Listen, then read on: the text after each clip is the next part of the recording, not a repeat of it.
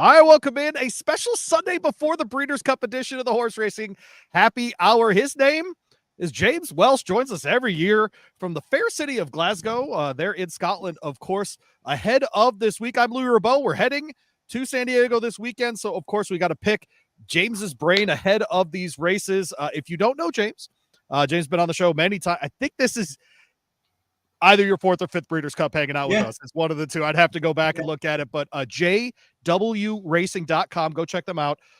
James is the rare British Isles resident that enjoys the American dirt racing as well, so we'll get after all of it with him today, but we always lean on your expertise, James, in these turf shippers coming in from Europe. Good evening where you are. Good evening, James. How are you? Yes, good evening. Great to be here again. It's awesome to have you. And we scheduled for today because James is doing something tomorrow that makes me very jealous. Tell people what you're doing tomorrow.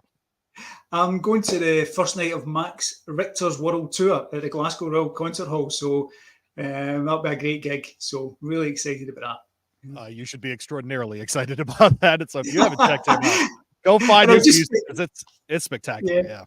Yeah, it's spectacular. Absolutely spectacular. Just as the post positions are getting drawn as well. So yeah, that's right. And so that'll happen tomorrow, but we certainly want to get into looking at least at the pre-entries and all of those sorts of things that come with this.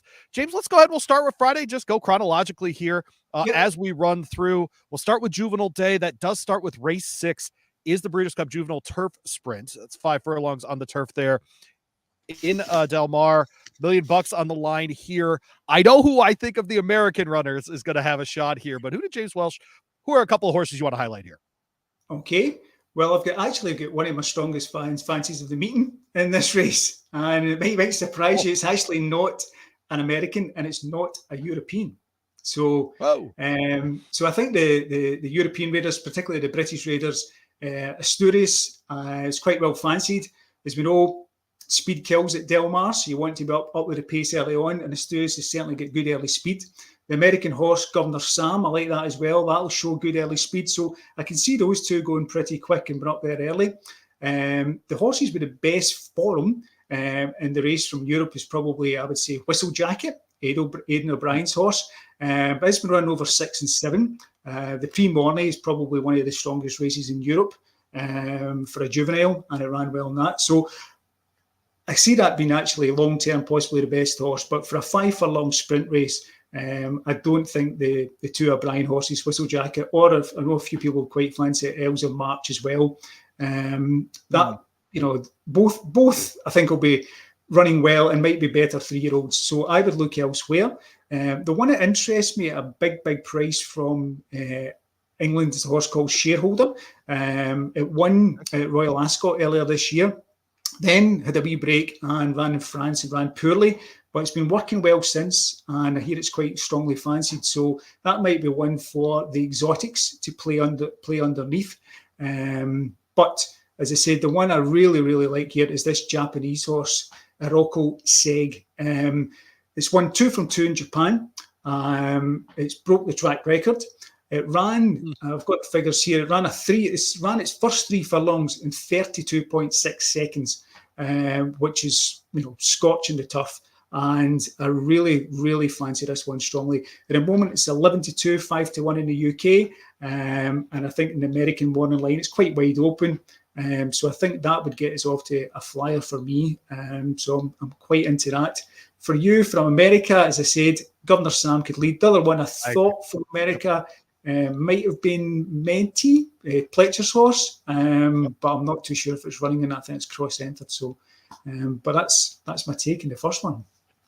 Yeah, this is one, James, where we've seen in recent years a shift where last year, I think the top 3 finishers were Euros. Before that, this was dominated by Americans. And I think largely, James, it was, figuring out going from a straight line to a turn, one turn kind of race for a lot of these 2-year-olds just wasn't part of their experience. It did not seem to matter last year. Yeah. So I think Britain's went 1-2 the last 3 years. So, and that was always the thing against it. It was 2-year-olds go around a bend. Most of the European racing is all on straight tracks. So the sharp 5. So they certainly seem to have adapted a lot better. And as I said last year, Big Eves and that was running. We quite fancied that. So, but I just feel this year they could be up against something special. It is a bit different going for the Japanese form, but I'm going based on the times, and the times are absolutely frightening. So before the gate, the post positions actually come out again, that was Asterius. Was the first one you mentioned, and then I want to make sure everyone knows these. Okoro Sieg is trained by Masatoshi Haramaru, ridden by Christophe Lemaire, by the way. So this is someone that many people who watch international racing of any kind would know. And then, of course, a shareholder underneath in your exotics, maybe your exacta or trifecta plays as well in the American. If you were looking for exactly, and I think you'll find that most of these races, I'll be looking for a bomb to come in, as you know. No question. For me, no question. So for me, as I said, the reason I love it so much, I've got 3 opportunities of betting. I can take the fixed price with the British bookmakers. We've also got the exchanges, so you can play into the exchanges, but we can also play into the American pools. And, as I said, I always like to do the exotics in America, and you've got to look for a bomb. And my bomb for that race would be shareholder. There you go. All right. Well, James Welsh joins us here on the Horse Racing Happy Hour. My camera is being a jerk again, so we're going to have to tell it to work again. There we go. All right. There we go. There's my face to the chagrin of everyone watching. Let's move on to race 8 then. This is the Breeders' Cup Juvenile Filly turf here. $1 million in the kitty here. We're going a mile, going the 2 turns, James, there. And look, I think, frankly, a couple of American options here, but as far as European shippers, who stood out to you? The juvenile fillies, Brian's sending over Lake Victoria. If there's going to be a lock for this whole meeting, it will be Lake Victoria. This horse is way superior to most horses he's ever sent across for this race. This is a genuine Group 1 horse. It's favourite for next year's 1,000 guineas. I'm actually surprised he's actually sending it. It's won over 6 furlongs last time out, previously 7 furlongs. It's going to go a mile. It's by Frankel, so it could possibly even improve. So that'll be a real strong. And in the UK now, we're probably looking about even money favourite. I can see that one going off odds on. And I don't really see too much else to beat it, certainly not from the British perspective. I had a wee quick look at American form. I'm not massively, the American 2-year-old Californian grass horses. So I know Thought Princess is quite well fancied, but I'm not there. Sure. The one that's got a wee bit of information or people talking about quite a lot is Destino d'Oro. I know it's been a wee bit unlucky. It won well first time, and then it's been unlucky last time out, fast finishing. But I really do. I think you don't want to. I don't think you need to overthink this. I think if Lake Victoria gets a half decent draw and travels over, nothing goes wrong with it. I think that's probably the British Irish banker of the weekend. Yeah, I just think this Destino d'Oro needs to close like so many of the Europeans are going to do. And if she's going to be as quick as them, I'm just not sure. The only positive she really has is Brad Cox's barn is about as hot as it's ever been, frankly. Yeah. So if someone's going to come in great form, it might be her. What do you think of a horse like Kilwin? Kilwin coming in off of that Kentucky Downs surf. I've never asked you if you bet Kentucky Downs over here in the United States, but that's kind of a fun one. As far as wagering opportunities, go ahead. I don't know if you know this stat. I watched Kentucky Downs. It's quite entertaining. Not a conventional track. And it's good to see. And I know the prize money is absolutely fantastic. And I'm surprised more Europeans actually don't go over to it. Maybe just the ones that are just below the top grade, because you're getting $2-3 million races, for horses that probably aren't group class horses here. So maybe trainers are missing a trick. So if anybody's listening out there and want to buy a horse and we'll go to Kentucky Downs next year, I'm up for that. But for a prep for the Breeders' Cup, the stat is, and I'm not massively in stats, I'm based in forms and time, but the stat for Kentucky, the last, I think it's over 101 runners have ran at Kentucky Downs and not one at the Breeders' Cup. 101 horses have ran and not one has won at a Breeders' Cup meeting. Now, we'll come to the race later on. It's probably a big concern for the Coburn, but certainly it's not form that travels well or goes elsewhere. So Kentucky Downs form, I tend to put a bit of a line through it. Yeah.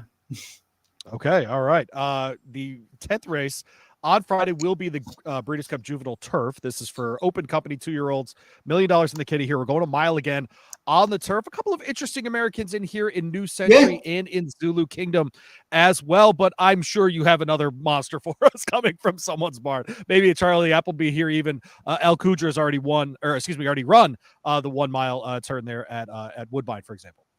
Yeah.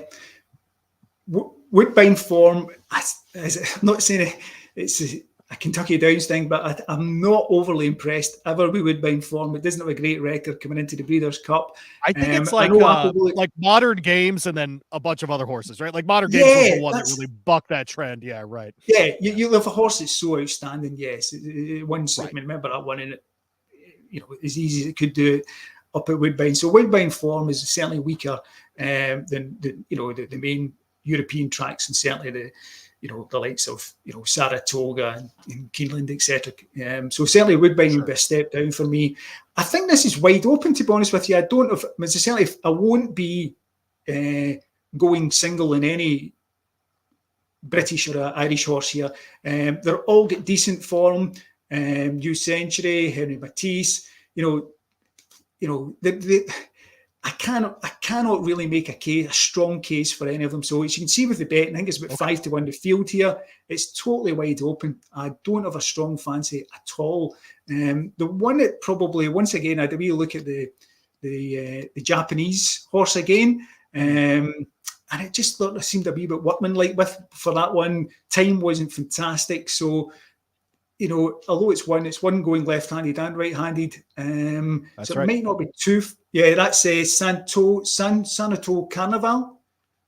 Mm-hmm. Yeah, Sanoto Carnival. Yeah, coming out of the Satomi barn. That's right. Yeah. Yeah, so that was the one. It was quite a big price, and certainly putting that in the exotics would definitely be the one I would sort of go. But this is probably one of the latest races for me. As I said, I think the European horses are all a muchness. Zulu Kingdom, I wasn't wildly impressed with it. So the one that, as I said, the one Menti probably could be the one. Pletcher's one, but we're not too sure what race it's going to run in. So that would probably be the one I would probably go for from an American point of view. Probably relying on yourself here for a wee bit of information. In race 9, we'll have the Breeders' Cup Juvenile. I wanted to ask you about this. I know you follow dirt racing on this side pond. East Avenue, Chancer McPatrick, Jonathan's Way. We've got a couple of horses here. Yes. Stateside teams coming into this race that are all in spectacular form. Great performances last time out. That meant nothing last year because Fierceness finished up the track in the Champagne. And so what do you think you'll end up doing this year? Are you going to lean on recent form? Or are you going to assume there's another Fierceness in this? Well, the thing with Fierceness, it did have the form in the book. So, it's previous when it did win, it won spectacularly. So it did have it in there. So it was certainly, I had it underneath. It was in my exotics, but I didn't bet it to win. In here, the horse I've been most impressed with, without a doubt, it's an absolute monster. Godolphin's horse, East Avenue. It's so fantastic. It looks a 3-year-old against 2. It's men against boys. But I've seen it run. The one thing I would say, but the negative I would say for it, it'll be probably short enough in the betting, and also it won its races with an uncontested lead. I don't think the other horses could go with it. So if it gets pressed for the lead, that's a different thing. Chancer McPatrick, I know a lot of people fancy that. Chad, you've always got to consider any Chad runner here. He targets them. So undefeated, good times as well. So that's going to be one. And as I said, a couple other ones, Jonathan's Way. I know that sort of looked a bit green and it came through to one. I quite like that one. And Gaming as well. Baffert's horse, maybe the best of the sort of Californians in there. So very, very exciting race. The one I would probably go for would be East Avenue, but I don't think it's going to be a massive price. And I think in the States, you're probably more in line with about 5-2, and it's probably not much different over here, probably around about 3-1. So with the quality of the rivals and quite a lot of them will improve, I like to go for something bigger. It'll be interesting too. Citizen Bull comes out of a nice run in the Grade 1 American Pharoah, which is their equivalent of these sort of Breeders' Futurities. James, I have this horrible habit. So I was there at Keeneland when East Avenue won the Breeders' Futurity. I fall in love with horses I see in person. So I'm for sure going to ruined my ticket with East Avenue, but I also feel okay about that because he looked damn good at Keeneland. So it is what it Yeah, is. I mean, literally, Yeah. if any horses, if people are just watching this and some people don't watch the American racing, they see it. I mean, this would certainly be one. I think this will catch most people eye. Big imposing horse, it's going to be difficult to beat, but nothing's a certainty. And as I said, there's a lot of improving 2-year-olds in there, as we said last year. Fierceness, running a big price. So yeah, certainly, I think East Avenue, most potential one, most likely winner, but I wouldn't put you off going for, the likes as you mentioned there, with Citizen Bull, Gaming, Jonathan's Way, they could all be there. It's absolutely a fantastic race, one I'm really looking forward to. And probably the one of this will be the favourite for Kentucky Derby next year, I would think. No, that sounds right. Yeah. His name is James Welsh, jwracing.com, at jwracing.com on Twitter as well. If you wanted to find him there, we bring him in every year to preview the Euro shippers coming over to the Breeders' Cup. He joins us from Glasgow, Scotland today. I wanted to ask before we move on, when you play multi races, you kind of cap out at a pick 3. Is that right? Yeah, that's. I feel for me to pair. I like to, I think a lot of people would maybe do the pick 5s and pick 6, and they maybe go into maybe syndicates and bet $2 bets and whatever, and that's great. And they could play a bit of fun bets, or the bigger syndicates can go into them. I think for myself, I like the pick 3s is ideal because I find it's very difficult to get pick 5 or pick 6 where you're actually going to have 5, 6 races where you have strong fancies or strong opinions in all these races. And it's just unfortunate the way some of the races work that they don't get grouped in the races I like. So I tend to find that if I've got 2 or 3, say 2 strong fancies, I can then, go for the pick 3 and the pick 4 and really bet them quite heavy. That's where as I say, being able to play into the American pools, I can, bet a couple $100 in the, the pick 3s and the pick 4s, and it, can quite mounts up a good bit if you can land on it. Last year, as we discussed in this meeting, we'd hard to justify and just FYI, got the daily double as we said, and then we were into the other races before it and after it to try and get the pick 3s and the pick 4s. And so, but was maybe a wee bit greedy after the double last year. That was fantastic. Yeah.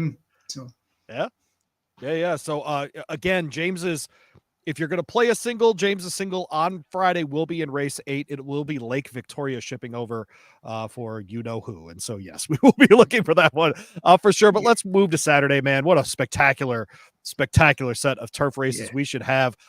Do people in Europe know that the Classic gets moved up because of American football? I think we do now. I think terrestrial television over here, they like to cover it, but I think the time it mucked about with the time. So, as you say, I think it got messed about. Is it the Super 10s or something? Is it American football that gets brought forward for?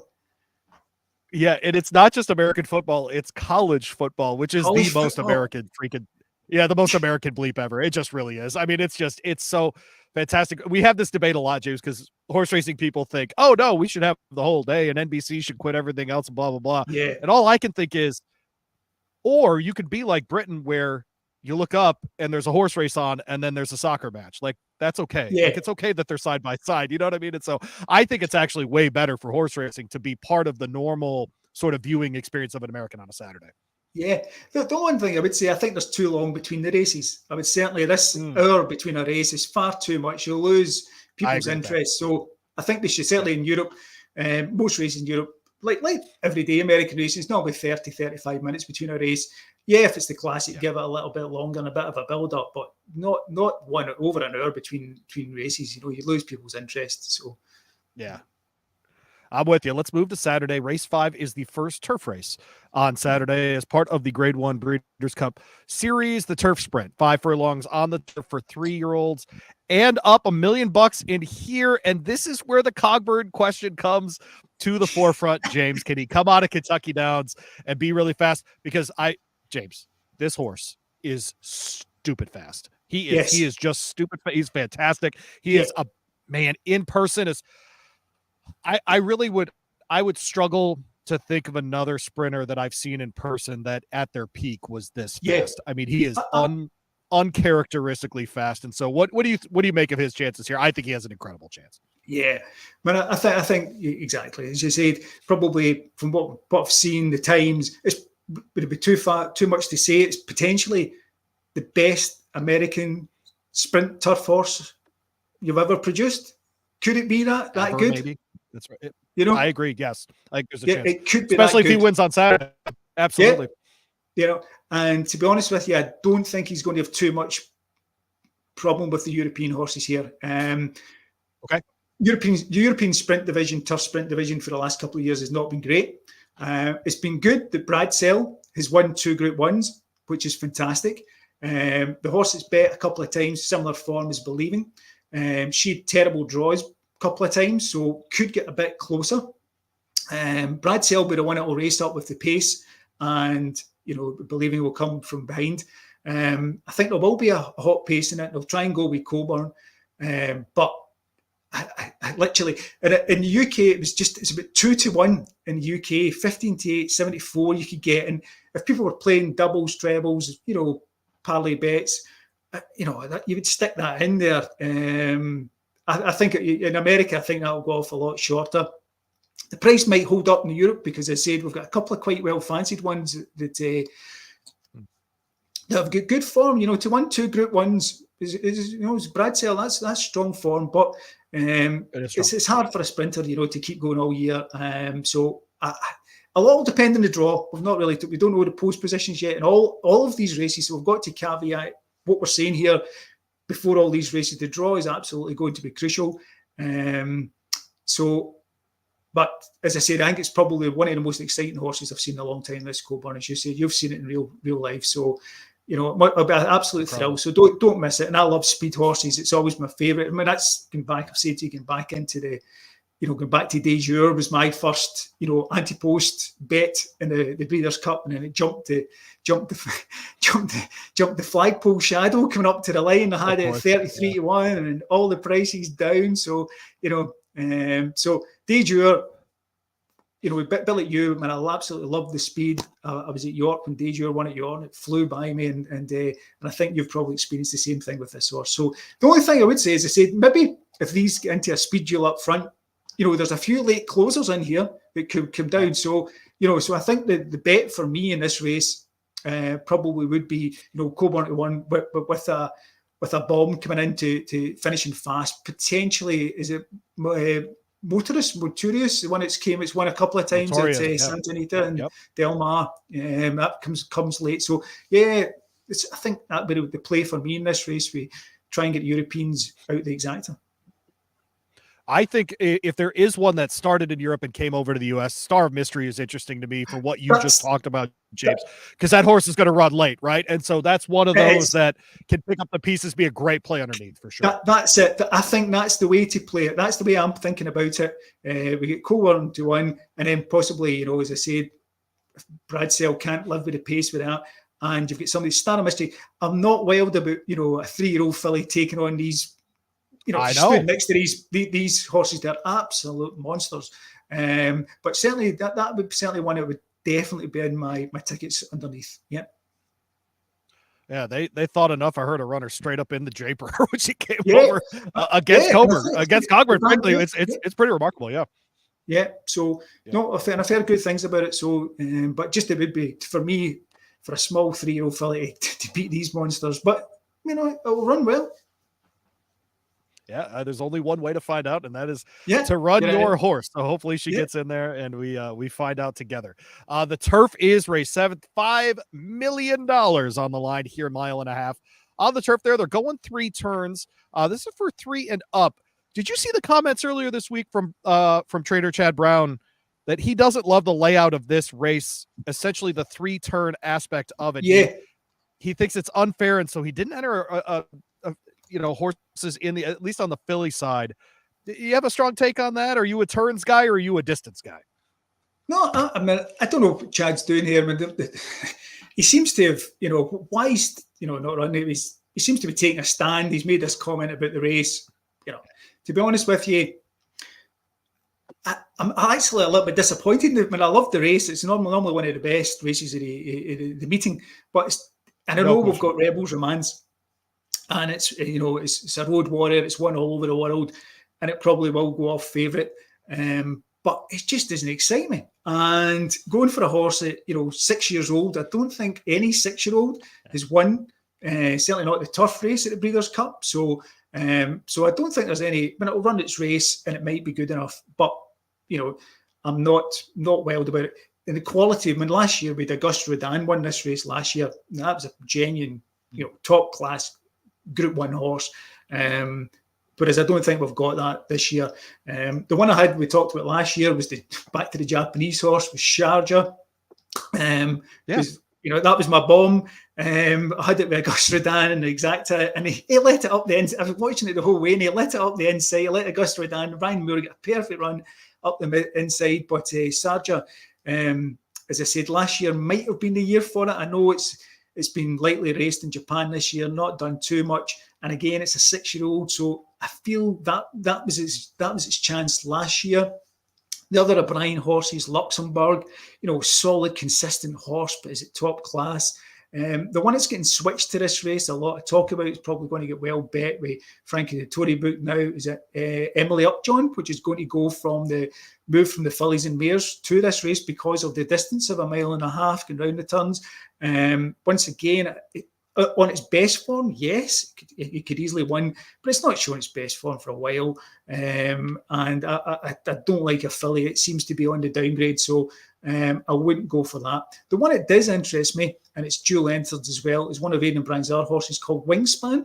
So it's certainly maturing at a rate of knots. 3-year-old filly with a bit of potential against some of these older horses. So that would be one, as I said, it's cross-entered as well in the other race. So Wingspan might be interesting. I think it's 12-1, which is quite interesting. Oh. The other one you would definitely have a look at and consider, as I said, my improving 3-year-old angle here would be Brian Meehan's horse, JRB. Okay?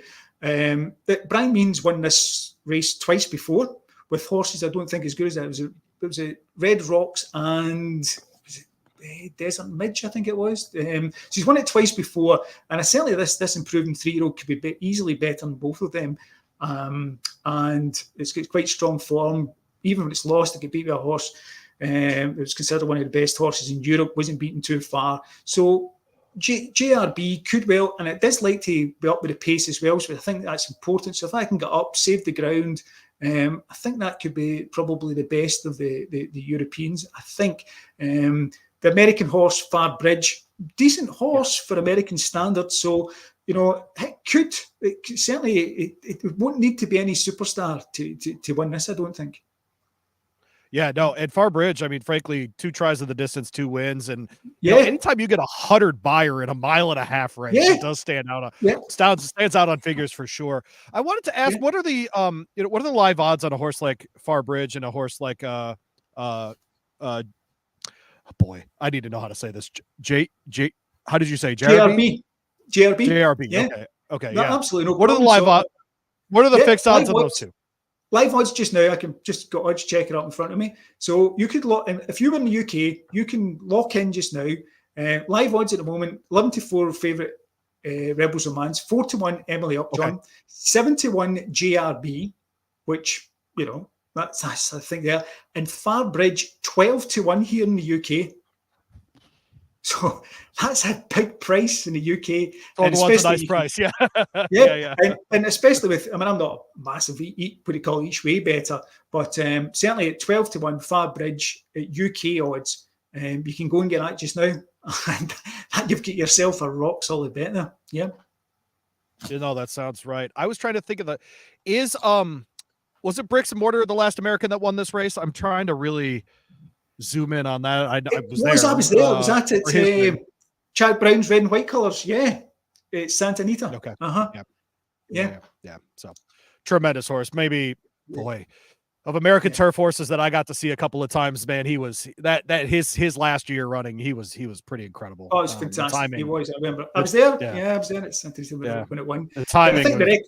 So I think it's the last 25 years. It's been 20 ones for the Euros, 5 for the States. So it's sort of 4-5-1 in favour of the Euros, and it probably on numbers that's the case here as well. So that sounds about right. Yeah. That's Yeah, right. the one Yeah, and we even interesting one. thought. Yeah, Go ahead. I'll give you one that was interesting this race. It's not going to run. It's going to probably talk about the classic. Would have been next.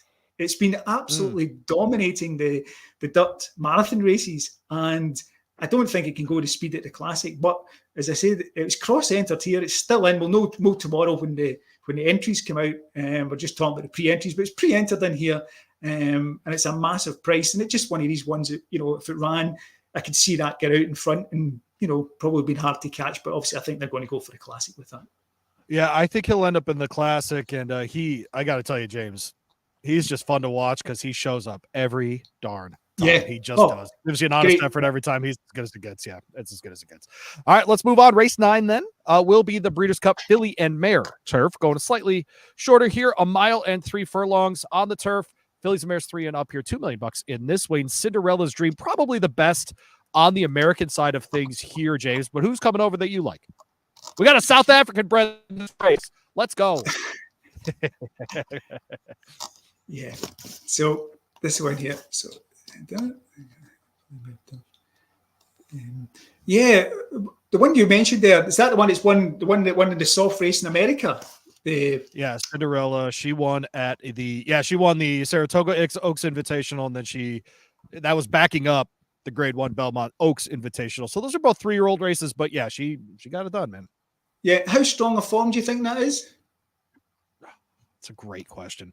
I don't think Charlie ships her for no reason, but it is, I think, largely driven by purses and by the fact that he knew that he could send a B horse to win that race. Yes, for sure. I agree with you. Yeah, I think so. Yeah. You know, because if that was running in any race in Europe, it's got a good win record, but it's certainly, I would say, it's a step below a Group 1 horse. But when a horse keeps winning, you never know its ceiling. So that's right. That's right. It's certainly, you know, it's definitely got a chance. Put it that way. But I wouldn't be going mad on it.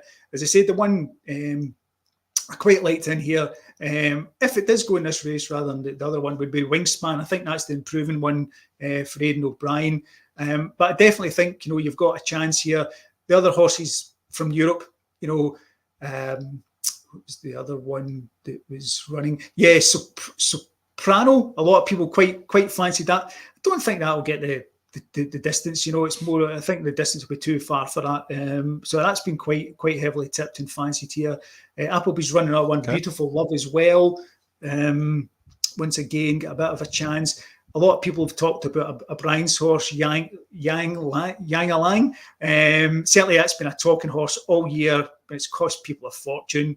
And I can't see it. You know, it's one of these horses that people go fall off a cliff. You know, and then the bigger the price it gets, we've all been there. On it, you know? So I'll have its supporters and good luck to them. Let them follow Aidan onto that one. So I don't think he'll be a win to go for there. So I think the other one, be interesting who would you call it? Ryan Moore picks in this race because he's only have to pick of 3 potentially in this race. He's normally on the right one, I think, in this race. Yeah. Is that a giveaway for you? Whoever he picks, it puts them at the top of the trio for you? Yeah, probably. Well, as I said, I'm quite interested. I said the one horse out there, Brian. I'm not, as I've said to you before in these meetings, I'm not a massive Aidan O'Brien fan when it comes to the Breeders' Cup because he sends over such a large number. You know, basically, you know, Coolmore are on the board of the Breeders' Cup, so they love that photograph with the army parading, you know, all the horses, you know, about 20 horses a couple of days before the race. It makes a great photograph. But in all honesty, I think he only ever targets, and when he does target them, he knows what he's doing, 2 or 3 horses actually at the meeting that he trains specifically for the meeting. And if you know what ones he's training for the meeting, yes, that's good. But I think a lot of the ones come in here after a tough season in Europe. Probably not targeted at the meeting. So sometimes it can be a numbers game. But I think he's quite interesting. He's changing his tactics a wee bit. He's sending a bit of a smaller number. So although that you'll probably see tomorrow, he's had a lot of pre-entry horses. I think he had over 20 odd pre-entries. I think he's only maybe sending over 11 or 12 in the plane, and they're flying out early. So I think they're actually on their way. They should arrive today. I think normally we would send them out on the Monday or the Tuesday. So he's given them that extra 2 or 3 days to acclimatise. So you never know. He might actually do a bit more of this year, Brian. So especially obviously the focus we'll talk about City of Troy. So you never know. One of these other horses could win, but The other one in the race, when Warlike Goddess, I like the horse. Yeah, I was going to ask you about her. Yeah. So 7-year-old, she's holding her form. She could win, but you would think some younger must be a 7-year-old, you know.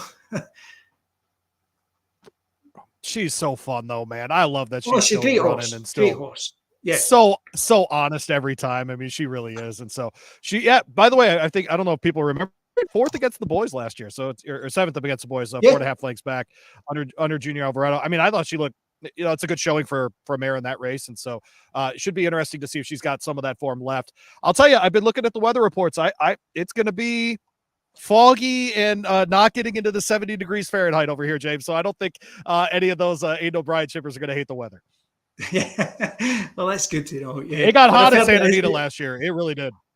Yeah. So yeah, no, we know the ground will be plenty fast enough. So so that's another thing as well, because quite a lot of these horses have been, this is what we've got to watch. Because one of this horse in the race, I think it's Content. That horse's last 2 runs were in soft ground. It's best forms in fast ground. So some European horses will bounce back to form here. So you need to look back at their form. So horses that have had a bad run on soft ground, you can almost put a line through that. As long as their best form is on firm ground during the summer, there's a fair chance they'll bounce back to form. So if a horse is disappointed at Longchamp or Ascot on soft, heavy ground, like something like Content, it could get back on fast ground. You've definitely got to consider them. Yeah. There you go, James Welsh with us. Calling in from Glasgow. We're hanging out with him. A couple more minutes here. One more turf race. We'll get your thoughts on some of the bigger dirt races and some disappointment, of course, with Idiomatic retiring, unfortunately. But the Breeders' Cup Mile will close the card on Saturday. And I love this race every single year. We're going a mile on the turf here. Or I should say, it starts the late double.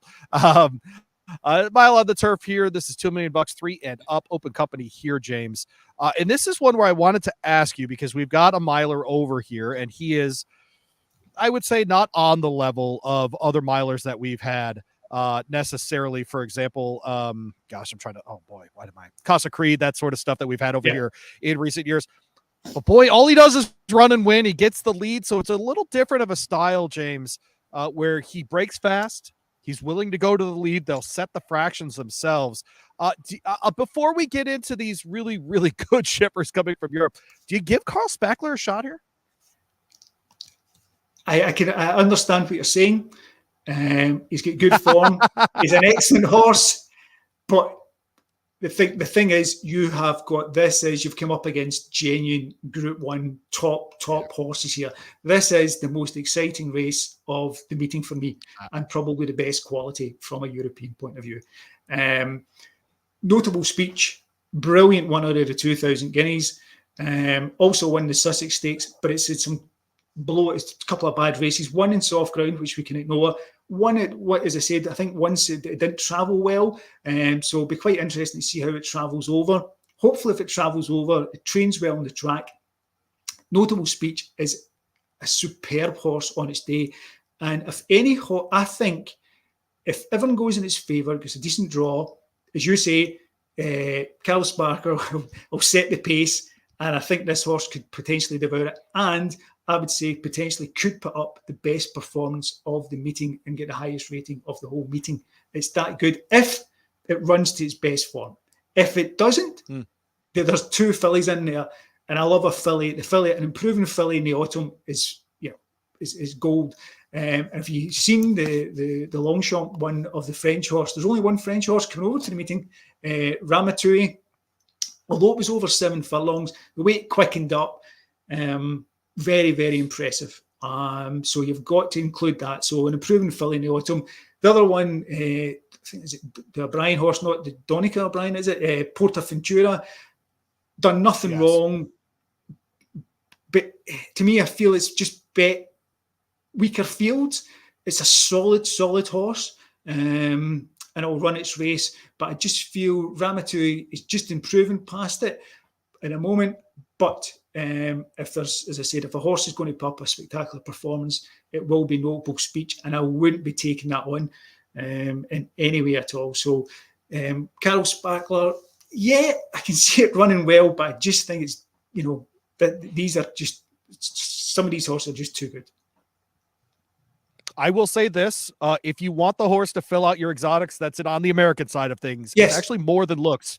I think More Than Looks is the horse that was charging at the end last. I was there at Keeneland, and I'm doing the thing. I'm doing the Yep. thing, James. I know it was a horse I saw in person, but that horse was flying at the end. If that horse breaks even a little bit better, that horse will be part of the top 3. I think. Yeah, that's your total agreement here. So I would actually have that over Carl Spackler in my exotics. That'll be my play. Yeah. So the €3 with that to come in as a bomb in third place, hopefully.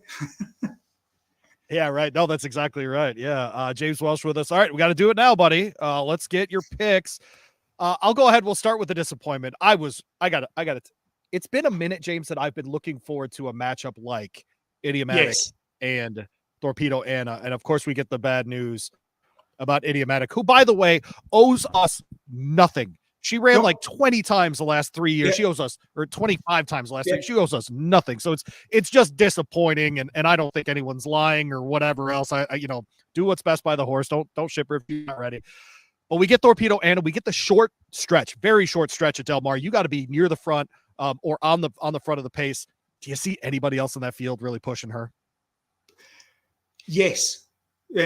Awesome. Let's go. Yeah. Most likely winner. Definitely its best race. I mean, I think some of the fillies races have been pretty weak. That's how a lot of horses have been able to dominate. But it's running the Travers was absolutely sensational, and that's why it would be actually even favourite. Although Idiomatic the best overall form, Torpedo Anna was going to go favourite in the race. Now it's going to be heavily odds on.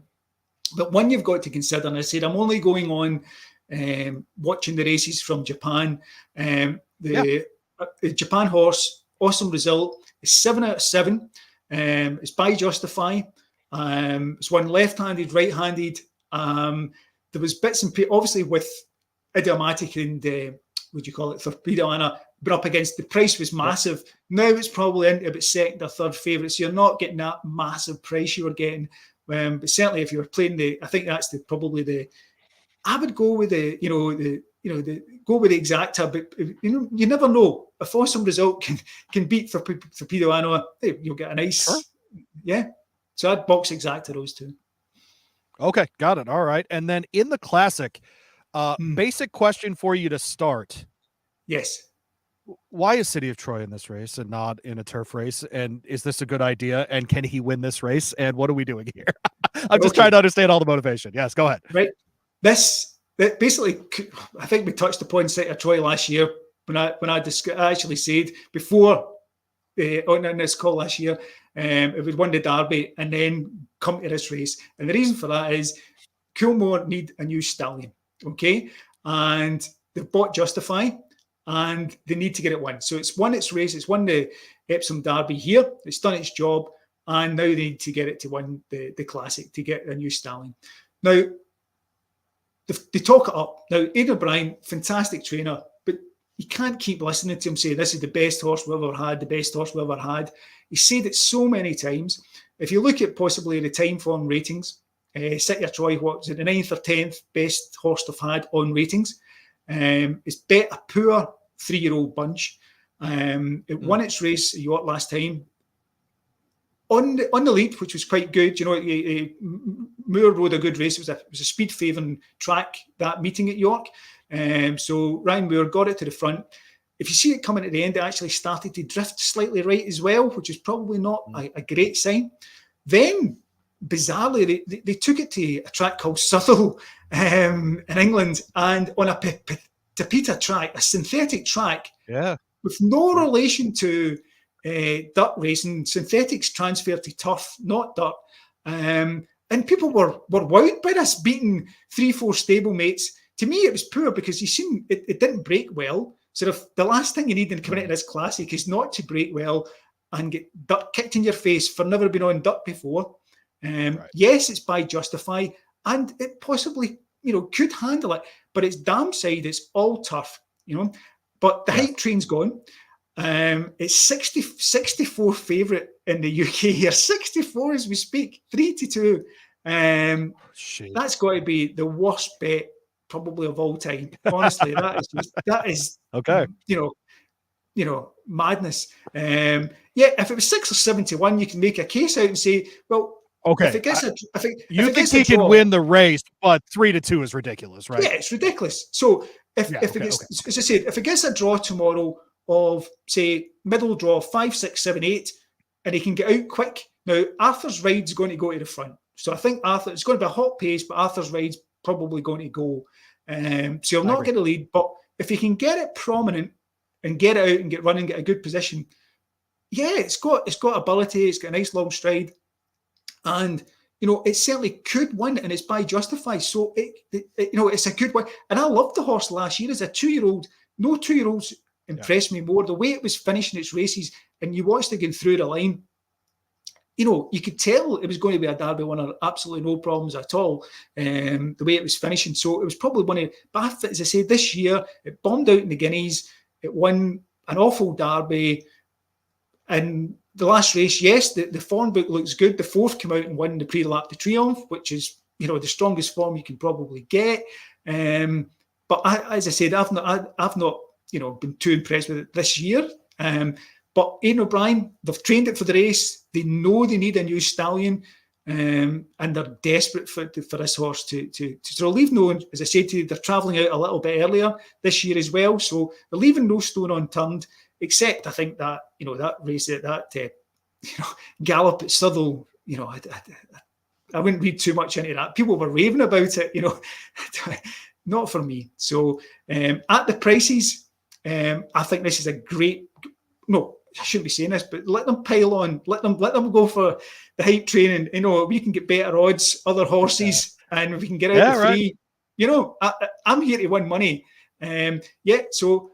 Correct. If it wins and does it spectacularly, fantastic. I love horse racing, but ultimately, at the odds, I'm a layer of this horse. Yeah, not a player. I wrote a piece at the Sporting Tribune about the 3 major 3-year-old contenders. Obviously, City of Troy, Fierceness, and Forever Young. I made the case that just by pure numbers and by betting odds, James, I think Forever Young, not even close, the absolute best betting option of the 3-year-old males. Absolutely. So Fierceness, as you said, last year for I didn't bet it in top, bet it underneath because it had the form in the book, and it can do it. It is capable of brilliance, but it's also capable, throwing a clunker as well. Clunking. And I can't take that chance against top horses. You can't do that. Forever Young, what's it won? It won, was it the Saudi Derby, the Dubai Derby? Very unlucky in the Kentucky Derby when they get bumped. He should be undefeated. Dan, Sierra Leone, they were all bumping each other. That was an absolutely incredible effort. Then it went back, they've freshened it up. It's had a prep race, nothing special, but a nice prep race. So it's coming here fresh. It's a road warrior. It's travelled before. Yeah, I mean, to me, that is the most likely winner of the race. Yeah, depending on draw. Okay. In the trip, but as things stand at the moment, and at the odds, you're right. Certainly at the moment, that to me is your bet at the moment. Yeah, 5-1 on him, and at the time when I looked, it was on Bet365. I was looking, City of Troy was plus 225. I'll take. Yeah. Goodness gracious, I'll take Forever Young in that forever. Yes. Yeah. So that's and to then me. There you go. Yeah, I think he's easily the best. Easily the best value in that field for sure. And plus, what like you said, his form is as good as it's going to get. Do you have a strong take on the Dirt Mile to close? I think this. You talked about, some other races being your favorites of the weekend, and the Dirt Mile for sure. This might be mine, and I love that it's the closer on Saturday. Okay, yeah. Well, the way I looked at it was, I think my work will have been. It's down at last race, and my work will have been done, and it did. I found this the most head-scratching race of the meeting. And it's a race I love, but once again, the draw and the trip is going to be absolutely crucial. Short run to the bend here. So if you're buried in the inside and you missed the break, you've gone. If you're out drawn 11, 12, 13, so you'd be looking at something, drawn probably, in the middle, 4, 5, 6, 7, 8. But to be honest with you, it sounds it's I've spent so much time covering all the races. This was one where I thought, give myself a rest on it. The one I would say, if you were asking me for one, and it's cross-entered in the 6 furlong race, would be Chad's horse, Domestic Spending. I quite like that. So that would be one I'd be including, but not with any strong confidence. So I'd be over to you in this one. No, that's okay. Domestic Product for sure. Seems to be doing his best running over one turn. And so I do wonder if they won't just leave him in the sprint. I don't know if he's fast enough for the sprint. He likes to close, but we did see him in the Jerkins close. He closed into 7 furlongs. I just wonder about the 6 there, James. And so I do think the mile makes more sense for him. I'll tell you a horse you're going to get a huge number on, and everyone laughs at me because I love this freaking horse. But I think Seize the Gray is going to be a price horse here, James. And he is very capable of getting the lead, rating on the lead, etc. And I think that shorter stretch will allow him to just get the lead and keep the lead. The 2 turns won't bother him at all. We've seen it before. I wonder if you're not going to get a really, really good price on Seize the Gray. And because his sire Airgate passed away, I think if he wins this race, we never see him again. Yeah. No, totally agree. I actually was, it was one I considered. As I said, there's so many to consider in this race. I think they're a wee bit. They're all top class. They're all good horses. So I didn't feel there was an edge in this race. That was the one thing I would say. I think the edge will come when the post positions are declared in this race. I think that's going to be so significant for this race. Tio Sandini, by the way, the Japanese would be my top Japanese horse for this one as well. Well, he is James Welsh at jwracing.com on Twitter. jwracing.com is the website as well. Go find him over there. James, man, we got to get you back over here. I think really, have you been to a Kentucky Derby yet? What are we doing here? I haven't been to the Kentucky. I looked at it, and it's getting the flights, and it's not the easiest place to get to. So if you're on the East Coast, a flight from Glasgow or Edinburgh to New York, absolutely no problem at all. Couple of times a day. So I think the next time they're talking the refurbished Belmont getting the Breeders' Cup in 2026. So I think we're at Del Mar next year. So as I said, I've been to Del Mar. I've been to Santa Anita, so I've stayed in all those places. So I've done that, and as I said, I loved it. So maybe the next trip I might plan for definitely Breeders' Cup. It gets to Belmont in a couple of years' time. That might be the one. But I'd absolutely love to get to the Kentucky Derby. But I think it's be some trip for me to get there. Well, if you could, I will tell you, and I'm going to pull them up on screen here. So producer Zach makes the trip every year, and I've driven to Lexington to pick the kid up just to make the flights easier. So James, Cincinnati to Cincinnati, whatever you got to do, James, you get your ass over here. We'll figure it out, and we'll figure it out. We'll make it work for the Derby. You can crash here. I got space. We'll figure it out. That'd be brilliant. Definitely. All right, James. Well, he's James Welsh at jwracing.com. I love this visit every year, and I always say I'm going to visit with you more often. I'm going to call my own bluff here, James. I want to see you ahead of the Derby show this year. You ready for that?